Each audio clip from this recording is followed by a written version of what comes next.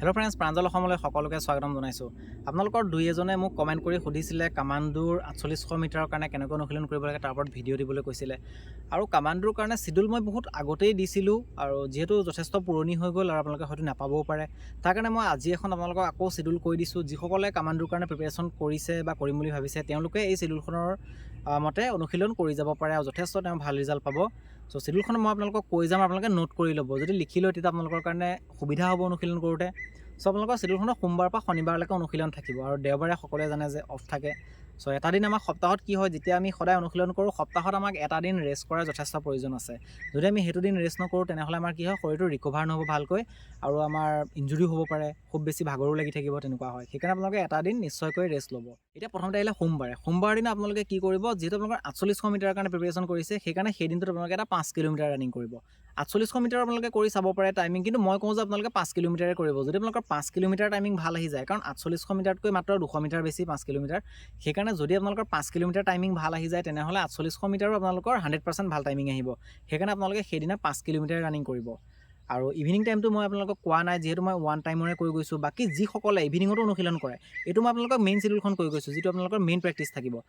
এইটো বহুতে আপোনালোকৰ ৰাতিপুৱা অসুবিধা হয়, ইভিনিং কৰে, চ' ইভিনিঙত কৰিব পাৰে। যদি কাৰোবাৰ সুবিধা হৈছে ৰাতিপুৱা কৰিব পাৰে, যিটো সময়ত কৰে আপোনালোকে কৰিব পাৰে। কিন্তু দুই টাইম যদি কোনোবাই কৰিব বিচাৰিছে আৰু এইখিনি যদি আপোনালোকে ৰাতিপুৱা ফ'ল' কৰিছে, তেনেহ'লে ইভিনিং টাইমত আপোনালোকে নিজে অলপমান 15-20 মিনিট সময় শ্ল' ৰানিং কৰি এক্সাৰচাইজ, ষ্ট্ৰেচিং এইবিলাক কৰিব পাৰে। চ' মই আপোনালোকক সেইকাৰণে ওৱান টাইমৰ কাৰণে কৈ গৈছোঁ, যিটো আপোনালোকৰ মেইন প্ৰেক্টিছখিনি। চ' সোমবাৰ দিনা আপোনালোকৰ 5 কিলোমিটাৰ থাকিলে।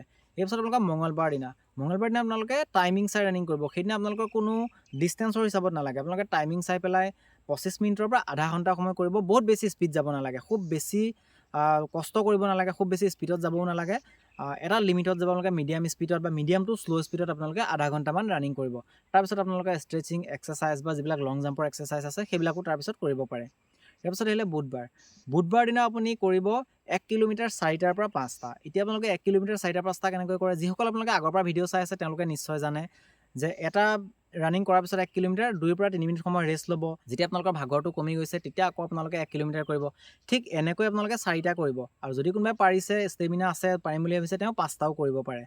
ঠিক তেনেকৈ আপোনালোকে 1 কিলোমিটাৰ 5টা কৰিব, আৰু সেই প্ৰতিটো 1 কিলোমিটাৰ চাব যাতে এটা আপোনালোকৰ এভাৰেজ পেচ মেইনটেইন কৰিব। এতিয়া এভাৰেজ পেচ মানে কি, আপোনালোকে এনেকুৱা নহয় যে প্ৰথমটো খুব স্পীডত গ'ল, আপুনি 3 মিনিট 40 ছেকেণ্ড 50 ছেকেণ্ডত শেষ কৰিলে বা 3.5 মিনিটত শেষ কৰিলে, দ্বিতীয়টোত আপোনালোকৰ 4.5 মিনিট লাগিছে, 4 মিনিট লাগিছে, তেনেকুৱা নহয়। এটা এভাৰেজ পেচ, যিটো স্পীডত আপুনি চাব যে প্ৰথমতে খুব বেছি স্পীড দি নিদিব। প্ৰথমকেইটাত চেষ্টা কৰিব যাতে আপুনি গোটেইকেইটা 3.5, কোনোবাটো 4, কোনোবাটো 4.5, 5 তেনেকৈ লগাতকৈ আপুনি চেষ্টা কৰক যাতে গোটেইকেইটাই 4কৈ লাগে। আৰু যিহেতু আপোনালোকৰ টাইমিং তাত 20 মিনিট দিয়ে সময়, সেইকাৰণে আপুনি চেষ্টা কৰিব যাতে 4 তলত গোটেইকেইটা যাবলৈ চেষ্টা কৰিব, তেতিয়া আপোনালোকৰ কাৰণে বেছি ভাল হ'ব। আৰু গোটেইকেইটা এভাৰেজ যাবলৈ চেষ্টা কৰিব, গোটেইকেইটা যেন ছেম টাইমিং লাগে। 1, 2, 3 ছেকেণ্ড ইফাল সিফাল হয় কোনো কথা নাই, কিন্তু এনেকুৱা নহয় যে আপুনি প্ৰথমটো বহুত স্পীডত গুচি গ'ল, দ্বিতীয়টো, তৃতীয়টো, চতুৰ্থটো তাত আপোনালোকৰ স্পীড একেবাৰে নাইকিয়া হৈ গ'ল। তেনেকুৱা নকৰিব, এটা এভাৰেজ স্পীডত আপোনালোকে কমপ্লিট কৰিব চেষ্টা কৰিব। ইয়াৰ পিছত আহিলে বৃহস্পতিবাৰ দিনা আপোনালোকৰ ঠিক একেদৰে আধা ঘণ্টা সময় ৰানিং থাকিব। আপোনালোকৰ মিডিয়াম টু ল' পেচত থাকিব, বহুত বেছি স্পীড যাব নালাগে, খুব বেছি ভাগৰ লগাকৈ নহয়, অলপমান ভাগৰ লগাকৈ আপোনালোকে আধা ঘণ্টা সময় টাইম চাই কমপ্লিট কৰিব। আৰু তাৰপিছত আপোনালোকে ষ্ট্ৰেচিং এক্সাৰচাইজ সেইবিলাক কৰিব পাৰে। ইয়াৰ পিছত আহিলে আপোনাৰ শুকুৰবাৰ দিনা আপোনালোকে অলপমান স্পীড ট্ৰেইনিং কৰিব পাৰে। স্পীড ট্ৰেইনিঙৰ কাৰণে আপোনালোকে 600 to 800 মিটাৰ প্ৰেক্টিছ কৰিব। চ' আপোনালোকে 600 মিটাৰ কৰিলে বেছি ভাল হয়, যিহেতু সেইকাৰণে আপোনালোকে 600 মিটাৰ 4টাৰ পৰা 5টা বা 6টা পৰ্যন্ত আপোনালোকে কৰিব পাৰে। আৰু প্ৰত্যেকটো চেষ্টা কৰিব যাতে একেটা পেচতে যায়, ছেইম স্পীড থাকে, বহুত যেন বেছি স্পীডত আপোনালোকে নাযায়, যাতে ভাগৰি যোৱাকৈ পিছৰকেইটা কৰিব নোৱাৰে, সেইটো কৰিব। নহ'লে তাৰ বিপৰীতে আপোনালোকে আৰু এটা অনুশীলন কৰিব পাৰে। আপোনালোকে ফাৰ্ট লেগ ট্ৰেইনিং কৰিব, এইটো শ্ল' স্পীড ট্ৰেইনিং বুলি কয়। আপোনালোকে 1 মিনিট ফাষ্ট যাব পাৰে, 1 মিনিট শ্ল' যাব পাৰে। 1 মিনিট ফাষ্ট মানে একদম 100 মিটাৰ নিচিনাকৈ নহয়, য'ত আপোনাৰ 1 মিনিট কমপ্লিটেই নহৈছে। 1 মিনিটটো অলপমান ষ্টেপ খুলি পেলাই, ভৰি অলপ ষ্টেপটো আৰু ডাঙৰকৈ আপোনালোকে 1 মিনিট সময় তেনেকৈ যাব পাৰে, আৰু 1 মিনিট সময় আপোনালোকে একেবাৰে শ্ল' জগিং। চ' তেনেকৈ আপোনালোকে 15 পৰা 20 মিনিট সময় কৰিব পাৰে। ঠিক এই দুটাৰ ভিতৰত আপোনালোকে যিকোনো এটা চিলেক্ট কৰিব পাৰে। 600 মিটাৰো কৰিব পাৰে আৰু ফাৰ্ট লেগো কৰিব। ফাৰ্ট লেগ ট্ৰেইনিংটো যথেষ্ট ভাল ট্ৰেইনিং, সেইটোৰ দ্বাৰা আপোনালোকৰ কি হয়, খুব যিটো ফোপনি উঠে সেইটো আপোনালোকৰ কমি যায়, নাইকিয়া হয়। সেইকাৰণে আপুনি ফাৰ্ট লেগ ট্ৰেইনিংটো কৰিব পাৰে। ইয়াৰ পাছত আহিলে শনিবাৰ দিনা অলপমান লং ৰানিং কৰিব, যিহেতু এণ্ডুৰেঞ্চৰ যথেষ্ট প্ৰয়োজন 4.8 কিলোমিটাৰৰ কাৰণে। চ' এণ্ডুৰেঞ্চৰ কাৰণে আপুনি 7 পৰা 8 কিলোমিটাৰ পৰ্যন্ত কৰিব পাৰে, আৰু যদি কোনোবাই বিচাৰে মই তাতকৈ বেছি কৰিম তো 8-9 কিলোমিটাৰো কৰিব পাৰে। সেইকাৰণে এভাৰেজলি আপোনালোকে ধৰি থ'ব যে শনিবাৰ দিনা 8 কিলোমিটাৰমান ৰানিং কৰিব চেষ্টা কৰিব, যিমানখিনি পাৰে 7 পৰা 8 কিলোমিটাৰ কমচে কম চেষ্টা কৰিব। আৰু সেইটো আপোনালোকে প্ৰথমতে খুব বেছি স্পীড দিব নালাগে যাতে ভাগৰ লাগি যোৱাকৈ, চেষ্টা কৰিব যাতে একেটা স্পীড আপোনালোকে মেইনটেইন কৰিব পাৰে লাষ্টলৈকে। সেইটো হিচাপত এটা আপুনি নিৰ্দিষ্ট নিজৰ স্পীড অনুসৰি দৌৰিব। এইটো নহয় যে আপোনালোকে নতুনকেইটা খুব স্পীড গৈছে, তেনেকুৱা হ'লে আপোনালোকৰ আধাতে আকৌ ৰখি দিবলগীয়া হ'ব। সেইকাৰণে আপোনালোকৰ নিজৰ ষ্টেমিনা, নিজৰ এণ্ডুৰেঞ্চ লেভেল চাই পেলাই নিজৰ হিচাপত আপোনালোকে স্পীড দিব। এনেকুৱা নকৰিব যে কোনোবা এটা আগৰ পৰা দৌৰি আছে, তেওঁৰ স্পীড বেছি, তেওঁৰ লগতে আপুনি 8 কিলোমিটাৰ যদি দৌৰি দিয়ে নিশ্চয় আপুনি থাকি যাব পিছত বা আপোনাৰ ৰৈ দিবলগীয়া হ'ব।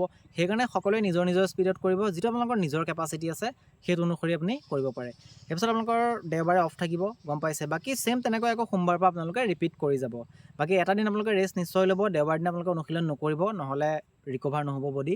চ' সেইটো আপোনালোকে মনত ৰাখিব। চ' এইধৰণে আপোনালোকে যদি চিডিউলখনৰ মতে যদি কৰি যায় তেতিয়া কি হ'ব, খুব সোনকালে আপোনালোকৰ টাইমিং ইম্প্ৰুভ হ'ব। এতিয়া বহুতে কয় যে মই ডেইলি লং ৰানিং কৰিব পাৰিম নে? চ' এতিয়া আপোনালোকে ডেইলি ৰানিং কৰিব পাৰে, মই আপোনালোকক কোনো ফ'ৰ্চ কৰা নাই। মোক সুধিছে কাৰণে মই কৈছোঁ যিখিনি মই জানো, যিহেতু মই এজন প্লেয়াৰ হয়, মই নিজেই খেলোঁ আৰু মোৰ যিহেতু মেডেল আছিলে 5000 10,000 মিটাৰতে, আৰু সেইটো মোৰ মেইন ইভেণ্ট আছিলে। সেইকাৰণে মই যিখিনি জানো মই সেইখিনি কৈছোঁ। বাকী যদি আপোনালোকে বেলেগ কাৰোবাৰ পৰা যদি চিডিউল ফ'ল' কৰিব বিচাৰিছে কৰিব পাৰে, যদি আপোনালোকৰ কোনোবা কোচ আছে তাৰ পৰা কৰিব পাৰে। মোৰ যিটো কৰ্তব্য সেইটো মই কৰিছোঁ, আপোনালোকে যিসকলে নাজানে সেইসকলক মই যিখিনি মই জানো সেইখিনি মই আপোনালোকক কৈ গৈছোঁ। মোতকৈ কোনোবা বহুত বেছি জনা থাকিব পাৰে, চ' তেওঁলোকৰ মতে আপুনি কৰিব পাৰে যদি পাইছে। বাকী যিসকলে নাজানে সেইসকলে এনেকৈ কৰিব পাৰে। আৰু বাকী লং ৰানিং যদি ডেইলি কৰি থাকে, ডেইলি যদি একেখিনি কৰি থাকে, তাৰ পৰা বিশেষ আপোনাৰ ইম্প্ৰুভমেণ্ট নহ'ব। যদি আপুনি ভাবিছে মোৰ ডেইলি লং ৰানিং কৰিলে ইম্প্ৰুভ হ'ব, তেনেহ'লে আপুনি কৰিব পাৰে, সেইটো নিজৰ কথা, মই কাকো ফ'ৰ্চ কৰা নাই। কিন্তু যিসকলে ভালকৈ কৰিম ভাবিছে, সোনকালে টাইমিং ইম্প্ৰুভ কৰিম বুলি ভাবিছে, এটা ভাল ৰিজাল্ট সোনকালে বিচাৰিছে, তেনেহ'লে আপোনালোকে চিডিউল অনুসৰি কৰিব পাৰে। বাকী আপোনালোকৰ নিজৰ কথা, কেনেকৈ কৰে মোৰ কোৱা দায়িত্ব মই আপোনালোকক কৈছোঁ, বাকী কৰাটো আপোনালোকৰ নিজৰ ওপৰত। চ' আশা কৰিছোঁ আপোনালোকে কথাখিনি নিশ্চয় বুজি পাইছে। যদি আপোনালোকৰ কিবা কুৱেশ্যন আছে, কিবা যদি সুধিবলগীয়া আছে, তেনেহ'লে মোক কমেণ্ট কৰি সুধিব পাৰে। যদি ভিডিঅ'টো চাই ভাল লাগিলে তেনেহ'লে লাইক কৰিব, লগতে লগৰ সকলোকে শ্বেয়াৰ কৰি দিব। যদি প্ৰথমবাৰ আমাৰ চেনেললৈ আহিছে তেনেহ'লে চেনেলটো ছাবস্ক্ৰাইব কৰি ন'টিফিকেশ্যন বেলটো অন কৰি ল'বলৈ নাপাহৰিব। লগ পাম আকৌ নেক্সট ভিডিঅ'ত। জয় আই অসম।